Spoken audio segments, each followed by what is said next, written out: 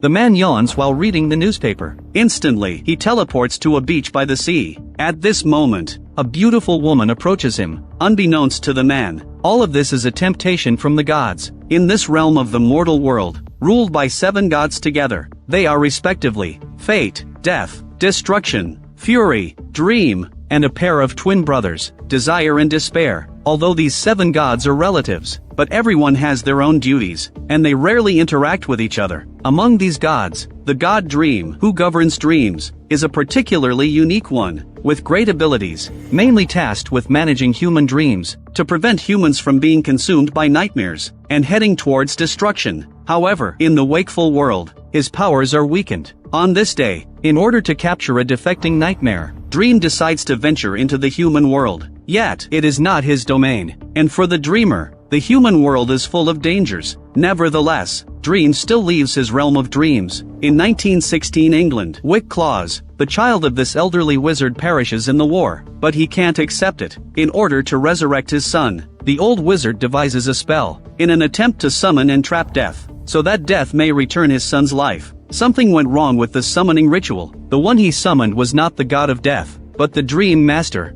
In the eyes of the old wizard, this individual is too weak. Thus, the old wizard takes away 3 artifacts carried by Dream, as a way to vent his frustrations. And so, Dream is trapped in the spell, stripped of his powers. The next day, a nightmare wandering in the human world came here. He told the old wizard, the one they captured was not the Grim Reaper, but the Lord of Dreams. Later, the nightmare told the humans how to permanently trap the Lord of Dreams. Firstly, they need to create a glass sphere on a magic circle to imprison the Dream Lord inside. Secondly, someone needs to keep a constant watch on him for 24 hours, and must be in an excellent state without falling asleep. Otherwise, the Dream Lord will take the opportunity to enter the dreams of the watcher and escape. Thirdly, the Dream Lord's powers are contained within 3 artifacts. If the Dream Lord retrieves the artifacts, he will regain his powers. Not long after, the dreamer wakes up. The old wizard wants to negotiate conditions with him. If the Dream Lord can resurrect his son, or grant the wizard endless power, wealth, and immortality, the wizard will release the Dream Lord. However, what the wizard didn't expect, the dreamer didn't say a word to himself. As time passes, quickly, 10 years go by. In these 10 years of the Dream Lord's imprisonment, unattended human dreams begin to have problems. Millions of people are trapped in dreams, unable to return to the waking world, while millions of others suffer from insomnia,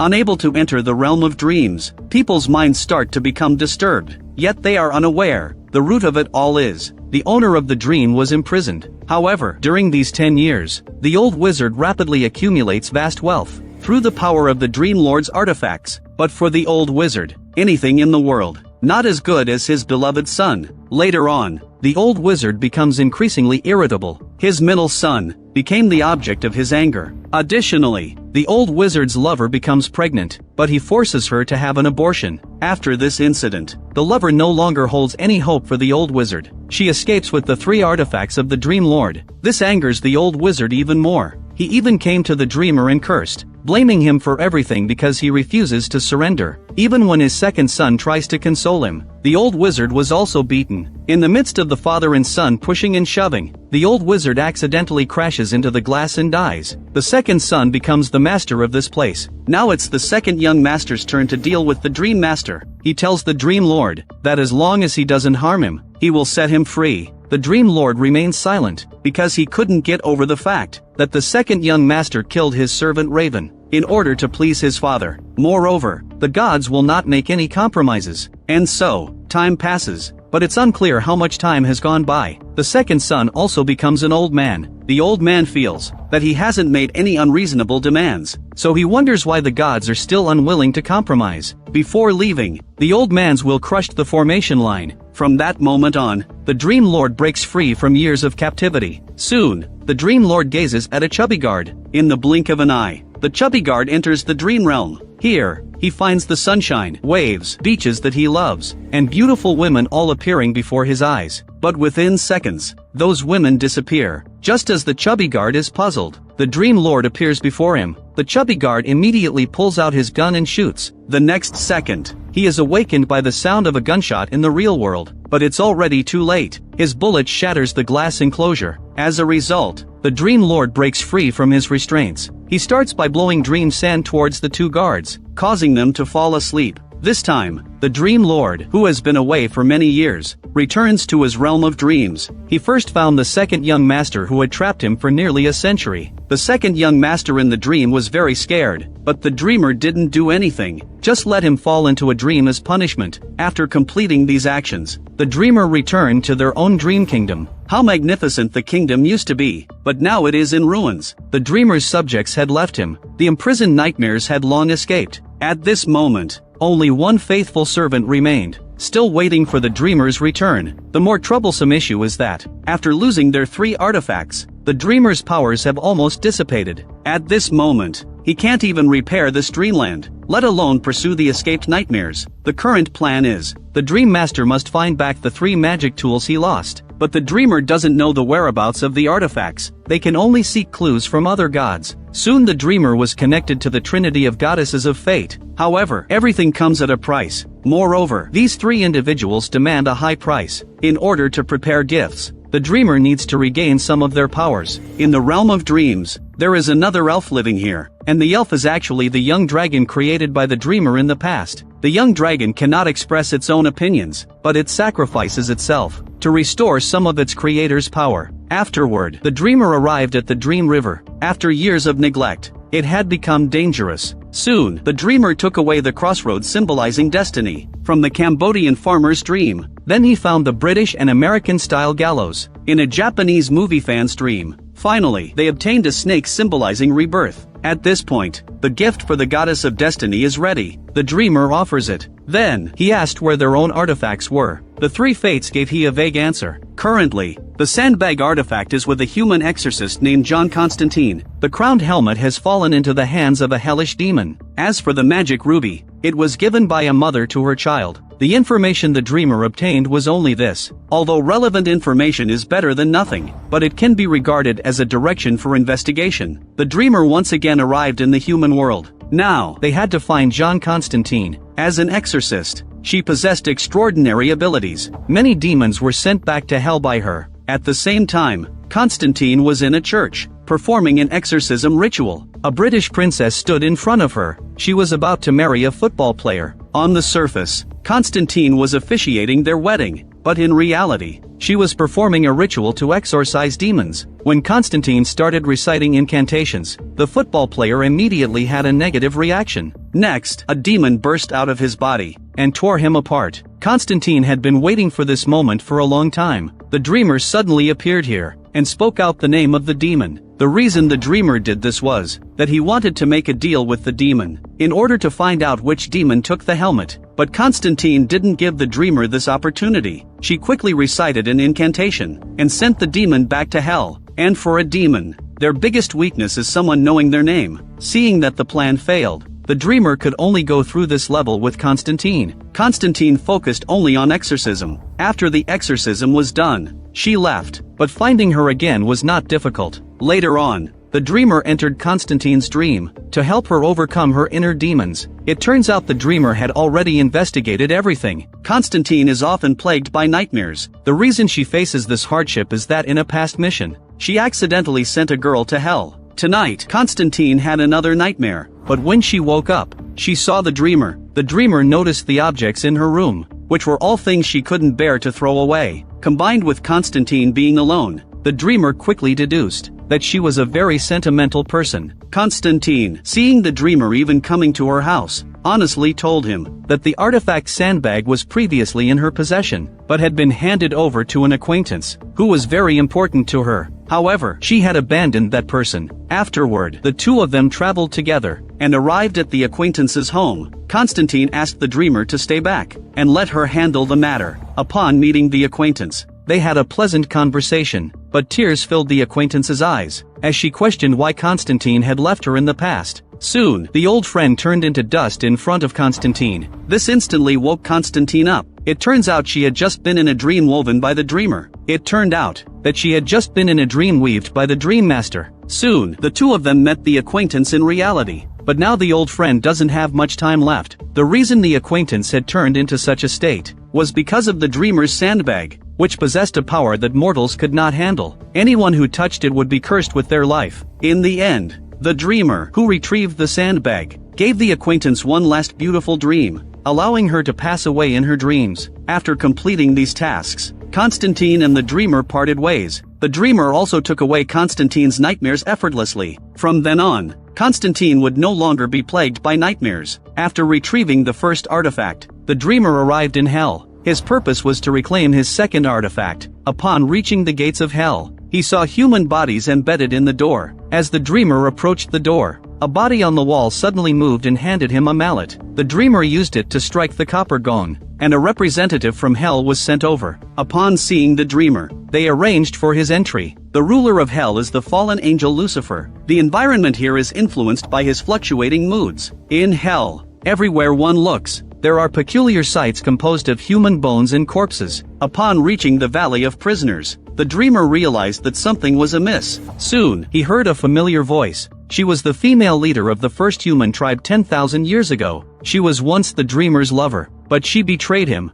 leading to her imprisonment in this place for millennia. Lucifer's intentions were clear. The dreamer would face her punishment upon arriving here. Before long, the dreamer caught sight of Lucifer's castle, and beneath the cliffs leading to the castle were the ashes of the deceased. After traversing a rugged cliff path, the dreamer finally arrived at the castle. As the castle gates swung open, blood spilled out from inside, forming a crimson carpet to welcome guests to hell. The dreamer successfully met Lucifer, a woman dressed in a white robe, with black wings on either side. At first glance, Lucifer spoke gently with a kind demeanor. The dreamer explained his purpose to her, that he only wanted to retrieve the stolen artifact, which was in the possession of a demon under Lucifer's jurisdiction. This matter seemed effortless for Lucifer, but she had her own plans. Afterward, Lucifer summoned all the demons in hell, and instructed the dreamer to question each one. Of course, the dreamer had his own method. He took out a sandbag, and poured out some dream sand. In an instant, the demon with the helmet appeared before the dreamer. This individual was a Duke of Hell. He stated, if the dreamer wanted to retrieve the helmet, he must engage in a duel of men with him. If the dreamer wins,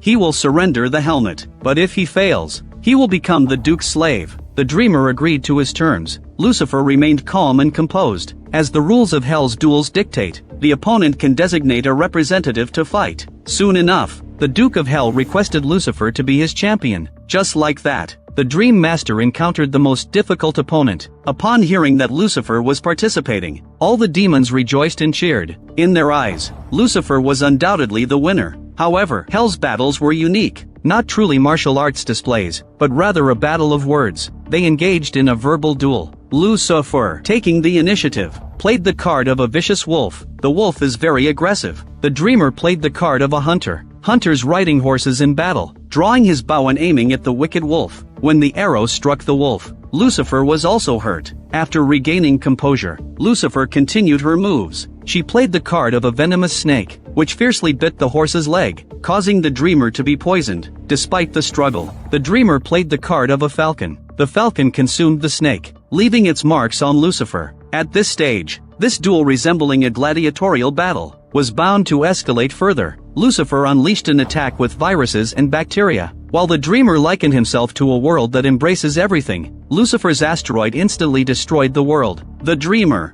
unable to respond in time, was struck down, but he managed to hold on. The dreamer expressed that he himself is like a universe, capable of accommodating any power. Lucifer, however, was even more extreme, as she directly played the card of anti-life, seeking to end all life. At this point, the arena had reached its climax. The dreamer's face grew pale and withered, to the point where he couldn't even stand. Just when the dreamer thought he was about to lose, the loyal servant Raven, who followed him all the way through hell, flew to the dreamer's side, loudly asked the dreamer, "Do you know what can be used to fight against anti-life?" That something was the dreamer, as dreams are the instinct of living beings. Inspired by this revelation, the dreamer stood up. He told Lucifer that the card he played was hope. The dreamer expressed, death can take away countless lives, but it cannot extinguish a spark of hope, because it is a concept inherent to life, and its objective significance transcends life itself. The match came to an end. Lucifer was completely defeated.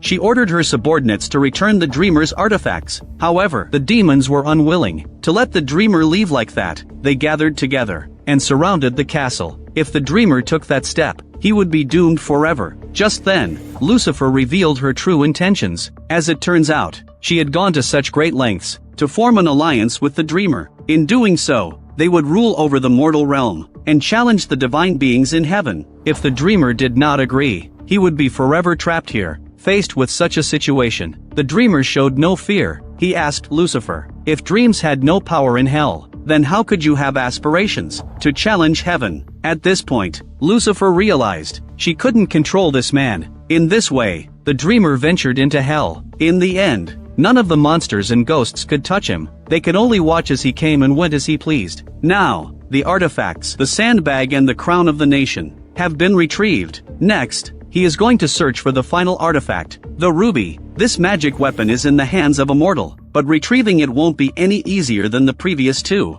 Meanwhile, a 116-year-old mother appears to be in her prime. She is even younger than her own son. The reason is, the mother possesses a talisman. Now, she has made up her mind to give the talisman to her son. When the son received the amulet, the mother instantly becomes aged, and her life dissipates. Soon, the mother ages and dies. A guard outside the door hears the commotion and enters. In his view, this old man killed his mother. To control the criminal, the guard pulls the trigger of his pistol, but what he didn't expect is that he is instantly blasted into pieces by the talisman's power. That is the power of the talisman. It can keep a person forever young, and turn any attacker into ashes, whether the opponent is human or divine. This miraculous treasure originally belonged to hell, controlled by a demon. Over 100 years ago, the mother used the dreamer's artifact, the crown of the nation, to exchange for the talisman with the demon from hell. As for why the dreamer's artifact ended up in her hands, it was because the mother was the lover of the old sorcerer. After severing ties with the sorcerer, the mother stole the 3 artifacts. She gave birth to her and the wizard's child. For survival, she exchanged the dreamer's artifact, the crown of the nation, for the talisman. As for the ruby, she passed it on to her own son. The trouble is, divine artifacts cannot be held by ordinary people. If used, they will inevitably suffer backlash from the artifacts. However, her son became obsessed with the ruby, and gradually learned how to use it. But there was one thing her son didn't learn, which was how to be a good person. Many people were killed by her son using the ruby. In this situation, the mother was afraid that he would cause trouble, so she imprisoned her son. As for the ruby, her son hid it in a place only he knew. Her son was imprisoned by his mother for 30 years, and he had aged. Not long after, the mother heard about the dreamer searching for the ruby, and she was very worried that the dreamer would vent their anger on her son. So, the mother came to visit her imprisoned son, hoping he would hand over the ruby for his safety. Although her son's appearance had aged, his heart was still that of a young man. No matter how the mother persuaded him, he refused to agree. Seeing this situation, the mother had no good solution. After all, he was her own child. So, the mother decided to give the talisman to her son, preventing the dreamer from harming him. As for the mother herself, she reached the end of her life. The son, who had become an old man, slowly walked out of the confinement room. It felt like a mental hospital that had imprisoned him. The old man quickly killed the guard. On the roadside, son got into a lady's taxi. The lady asked the old man about his destination. The old man told her an address, which was exactly where he had hidden the ruby. Throughout the journey, the two of them kept talking, and the old man told the lady that his mother had been deceiving people all her life, amassing immense wealth through her abilities, but she continued to deceive her own son. While they were having a pleasant conversation, the old man casually mentioned that he had killed someone before, as if it were a common thing. The lady was frightened by his words and, after arriving at a gas station, she seized the opportunity to notify the staff and call the police. The other person pointed a gun directly at the old man, and the next second, his life came to an end. In fear, the lady took the old man to his destination. At this moment, she told the old man that she had lied because of fear. After reaching the destination, the old man recovered the ruby he hadn't seen for 30 years, which made him very happy. So, the old man directly gave the talisman to the lady. He told her that from today onwards, no one would be able to harm her, and she didn't need to fear or lie anymore. For the old man, the ruby was his true love, and he didn't care about any other artifacts or treasures. The ruby's magic was the power to make dreams come true, and by making a wish to the ruby, any dream could be realized. The old man wanted to use the ruby to save the world, but his wish was to make people unable to lie. In the old man's eyes, A truthful world would become a better place, but the reality turned out to be unexpected. After lies disappeared, the human world didn't become better, but instead accelerated human degeneration. Human desires were unleashed, pure relationships dissolved, and goodwill turned into enmity. The scars that were once concealed by lies were now revealed. Thus, humanity's dark side became unbound. People without boundaries engaged in violence, and soon the entire human society became chaotic. Just at that moment, the dreamer finally found the old man. He demanded that the old man hand over the ruby, but the old man, of course, refused. Furthermore, he desired to take the dreamer's power for himself. Soon, the two engaged in a battle within the dream realm. Here, the dreamer made the old man face his inner desires. The old man saw his longing and fear for his mother. But of course, the old man was no pushover. He used the ruby to shatter the nightmares, and directly entered the realm of dreams. With the help of the ruby, the old man destroyed all the dreamscapes. The dreamer quickly revealed their true form, and tried to stop the old man from further actions. The old man was fearless. Then, he used the ruby to absorb the dreamer. If he succeeded in assimilating the dreamer, he would gain all of the dreamer's powers. However, the old man found himself in the palm of the dreamer's hand. It turned out that the old man's misuse of the ruby had actually destroyed it, causing the dreamer's power that was infused into it to automatically disperse and return to the dreamer. The reason the ruby came into existence was because the dreamer feared his unlimited power and didn't want it to go uncontrolled. So, he created the ruby to limit himself. At this moment, they were just back to the initial situation. The dreamer chose not to harm the old man, but instead sent him back to the confinement room. From then on, the old man would spend the rest of his life there. With that, the dreamer regained his 3 major artifacts, restoring his full power, and could now proceed to restore the dream realm and the human world. However, besides this, there was one more important thing that the dreamer needed to do. In the year 1389 AD in the human world, the dreamer and his sister, the goddess of death, entered a tavern together. The people at that time had just experienced the 100 Years' War between England and France. This made the dreamer contemplate whether he should give up on the human world. The goddess of death did not agree with his thoughts. In her view, the dreamer still didn't fully understand humans. It didn't take long for the two of them to hear someone in the tavern uttering nonsense. It was a scruffy old fellow with a beard. He claimed that death was one of the most foolish choices a person could make. If he could live forever, he would never choose death. This piqued the interest of the goddess of death. Soon, the goddess of death granted the old fellow eternal life. She asked her brother, the dreamer, to observe how this person's fate would ultimately unfold. The dreamer said, this person won't survive a century, and will eventually pray for death to the gods. Next, the dreamer approached the old fellow and told him, from now on, he would bid farewell to death. The dreamer made a pact with him, that after 100 years, they would meet again at this place. By then, the dream wanted him to tell him, what kind of experience is eternal life? Afterward, the dreamer departed amidst the laughter of the people. 100 years passed swiftly for the dreamer. In the year 1489, the dreamer arrived at the tavern as agreed. The old fellow didn't understand why he could still be alive. The dreamer didn't explain. He asked if the old fellow desired death, but the old fellow disappointed him. For him, these 100 years, living too comfortably. The old fellow told the dreamer that for the past 100 years, human civilization had rapidly progressed. Lamp oil no longer stung the eyes, fabric was widely used, and the wars had ended. He no longer had to be a soldier. Upon hearing this answer, the dreamer decided to leave. He made another agreement with the old fellow to meet again in 100 years. In the fast flow of time, the year 1589 arrived swiftly. At this moment, the old fellow had already become a nobleman. He specially prepared a lavish meal to welcome the dreamer's arrival. After meeting each other,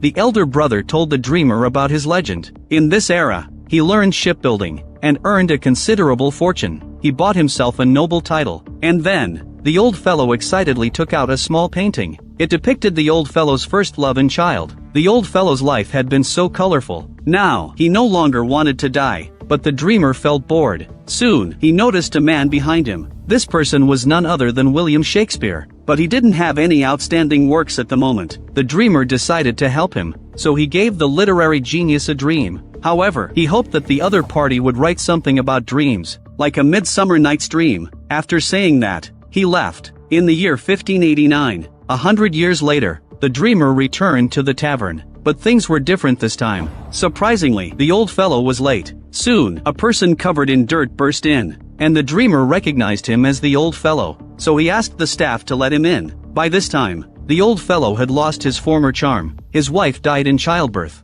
and his child died in a fight with someone else. As for himself, because he revealed the secret of eternal life, he was seen as a demon by humans, and was cast into the sea. Although the old fellow narrowly escaped, he had a miserable life in the past 100 years. At this moment, the dreamer asked the old fellow if he still wanted to keep living. Despite his destitute state, the old fellow still wanted to live. In the old fellow's eyes, life was full of ups and downs. So far, the old fellow's answer had remained the same. In the next century, in 1789, with the development of the Industrial Revolution, England had become incredibly prosperous. As for the old fellow, he became involved in the slave trade in Europe, which quickly made him wealthy. The old fellow still wanted to continue living. However, even though he knew the answer, the dreamer still fulfilled the agreement. This time, he gave the old fellow some valuable advice, that engaging in the enslavement of others is a pitiful thing, and he hoped that the old fellow could pursue a different profession. But something happened during their date. It turns out that meeting 100 years ago someone drew it. During the meeting in 1789, a baroness found the two individuals based on the sketch, and attempted to have her subordinates kidnap them.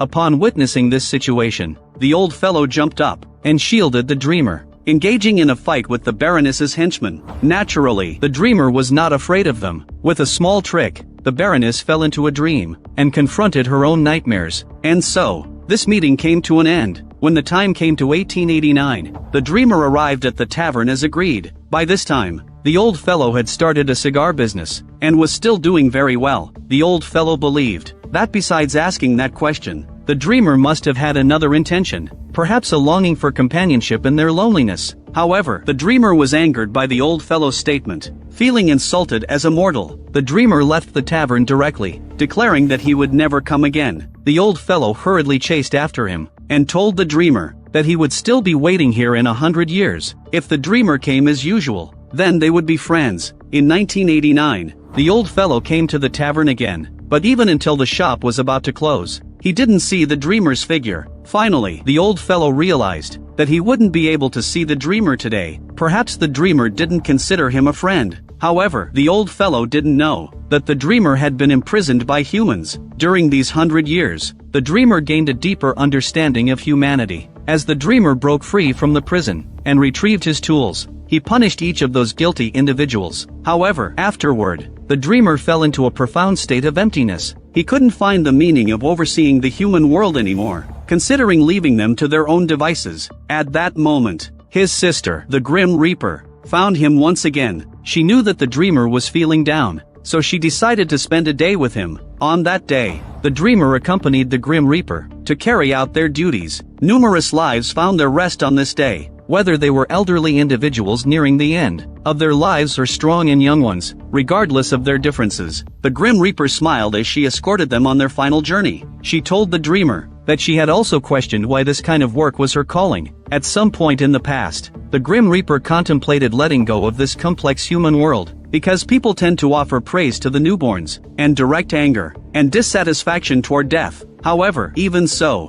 when they approached their final moments, they still needed care and greetings, just as they did at birth. In the end, the Grim Reaper escorted a newborn child, telling the dreamer that these were all part of their calling. She also advised the dreamer to keep the appointment, because even if he arrived late, friends would forgive him. After bidding farewell to the Grim Reaper, the dreamer returned to the old tavern. This place has long been abandoned. The past prosperity is no longer present. However, there is a new address marked on top. The dreamer followed the arrow and arrived at a new tavern. Here, the dreamer once again saw that familiar face. It was only at this moment that the dreamer finally understood why the Grim Reaper bestowed eternal life upon this person. The Grim Reaper did it not for the old fellow, but for the dreamer. The Grim Reaper knew about the dreamer's loneliness and anguish. To prevent him from falling into depression, the Grim Reaper used this method to find a friend for the dreamer. At the end of the story, the old fellow complained about the dreamer's lateness. The dreamer, in turn,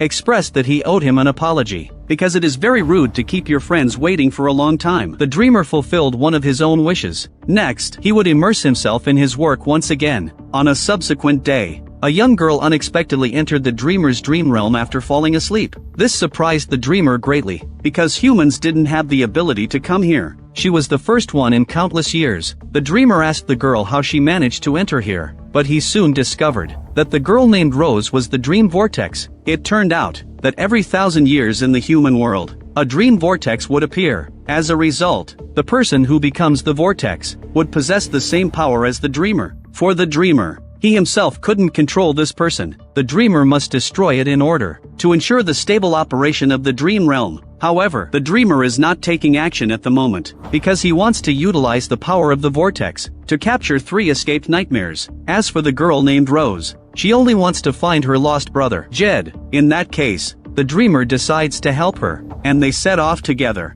However, the trouble is that regardless of whether it's in the dream realm or reality, this person named Jed seems to be non-existent, and there is no information about him. In the dreamer's view, the mastermind behind this is targeting the dream vortex, and if that's the case, they could easily kidnap Rose while the dreamer is unaware. Meanwhile, Jed is locked in the basement, where he has to fight against rats. Jed ended up in this situation because his foster parents didn't care for him properly. They were only after the $800 in relief funds. On Rose's side, after her visit to the dream realm, she awakened a new ability. Rose can unexpectedly enter other people's dreams after falling asleep. This way, she can observe other people's dreams and their secrets. Soon, Rose becomes proficient at traversing between various dream realms, until she was caught by the dreamer in the dream realm of their neighbor. The dreamer doesn't want to keep such a trouble, so he teaches Rose the method of finding people through memories. In this way, Rose arrives at the place where she lived during her childhood. This means that they have entered the dream of Rose's brother. At the same time, the surveillance system in the house captures their movements. The observer is one of the 3 nightmares the dreamer is looking for, named Got. She tells Jed, who is standing beside her, that the arrival of the 2 people outside is to take God away from him. This angers Jed tremendously. Not long after, Jed rushes towards the 2 individuals. Rose quickly recognizes the young boy in front of her as her brother, Jed. Ross asked his brother the address of his real-life adoptive parents. The younger brother finally told his sister. Meanwhile, the dreamer takes the opportunity to capture the nightmare. God explains to the dreamer that she didn't betray him. She just wanted to weave a dream for Jed, their little brother, to protect him from a miserable childhood. However, even so, God still violated the rules set by the dreamer, and he won't spare her easily. In the real world, after waking up, Rose quickly goes to Jed's foster parents' house. However, upon arriving at the scene, Rose discovers that there has been a murder, and the area is cordoned off by the police. Jed's foster parents have all been killed, and Jed himself is missing. The police didn't find his body, which is useful information for Rose. However, the true situation for Jed is that he was taken away by another nightmare named Collins. Collins is not a good person, but what Rose doesn't know is that more challenges await her. Rose's close friend encountered her deceased husband in a dream. After both parties enhanced their feelings, her best friend soon found that her belly suddenly bulged. Her best friend got pregnant just like that. However, to her friend's surprise, when she woke up, she found out that she was actually pregnant. She quickly informed Rose about this. Facing her best friend's situation, Rose knew in her heart that she had something to do with it. It turns out that Rose's frequent travels between dreams and reality weakened the barrier between them, blurring their boundaries. Perhaps this is the place where the dream vortex must be eradicated. However, Rose doesn't care about these things. She just wants to focus on finding her brother. Not long after, Rose learns that her brother has been rescued by someone else. At this moment, Rose needs to hurry and reunite with her brother. However, Rose is unaware that this is a trap set for her, because the person on the phone is none other than Nightmare Collins. Before Rose leaves, her neighbor decides to help escort her, because the elderly person was kind. Rose agreed without hesitation. On the way, the neighbor talked endlessly, putting Rose to sleep. Then, Rose entered her best friend's dream world in her dream. Unexpectedly, something went wrong this time, and the dream realm began to shake violently. If the Dream Master doesn't solve this problem, the entire dream world will be ruined. The dreamer knew that Ross had something to do with this. He wouldn't allow this to happen again. The Dream Master quickly found the friend's husband, and when Rose and her friend arrived, he directly took away the man's soul. Now it was her bestie's turn to be stunned. But according to the Dream Master's rules, since the child was conceived within the dream, the child belonged to the Dream Master. The Dream Master informed the friend that he would come to take the baby away when it was born. Rose did not accept this explanation, but before she could refute it, the Dream Master returned to the dream realm. What he didn't expect was that the current Rose could freely enter the dream realm. Ross came to the door. What the dreamer couldn't understand was, Ross caused all this. Why did the other party still look for him? After blaming the Dream Master, Rose expelled him from her dream.